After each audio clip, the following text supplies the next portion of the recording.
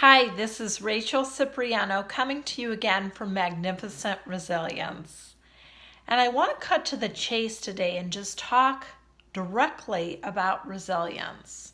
What exactly it is, how to increase it, and what are the benefits to it? What can it do for you? So first of all, what is resilience? Well, it's that ability to bounce back. If you just imagine a rubber band snapping back into place. But what happens when that rubber band gets stretched too much? Eventually, it loses its snap. And that's what happens to so many of us. We lose that snap. One thing after another thing after another thing piles up. And no matter how strong we are, we get worn down over time. Trust me, I've been there.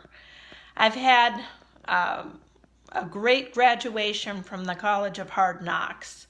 So I know what it means to be stretched to the point you can't snap back. However, the exciting news is that you can get your snap back, okay? You can, once again, be resilient. So, how do you do it? What is required?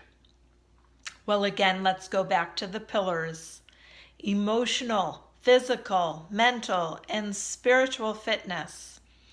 Addressing those one by one. The physical, as we talk about, drinking the water, eating right, exercising, getting the right sleep. Emotional and mental, working together, being very mindful of our thought life, retraining our brains. I call it positive brainwashing.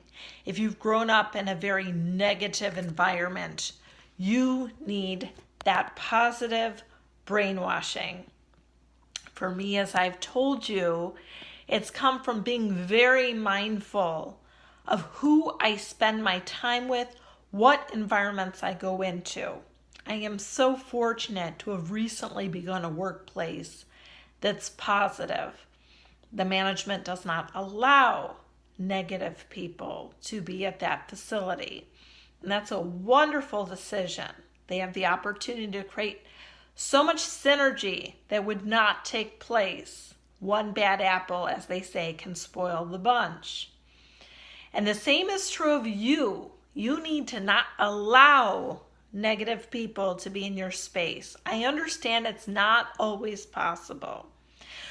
We could be married to somebody negative. We could have a negative teenager, negative in-laws, negative people at work.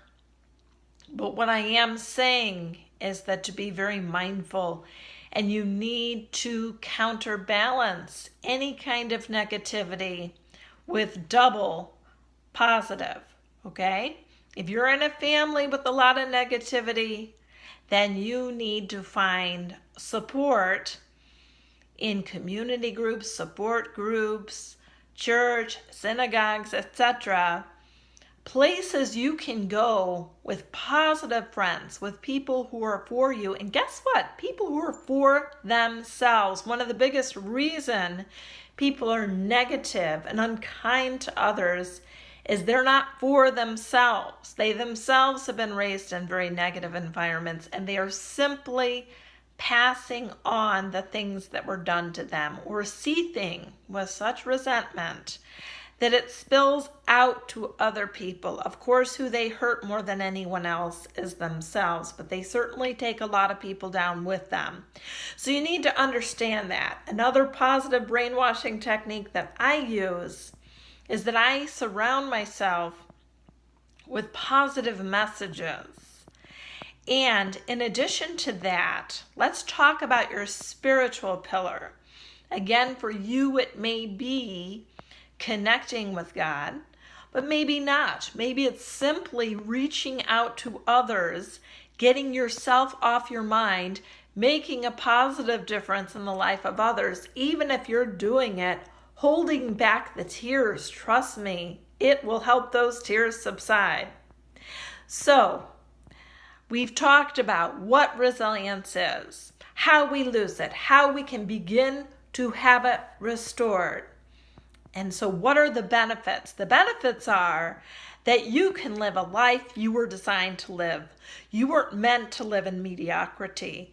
You weren't meant to live with a survivor's mentality. You were meant to live thriving, flourishing, living. So please take that advice today, pass this on, like, share, and subscribe to the channel.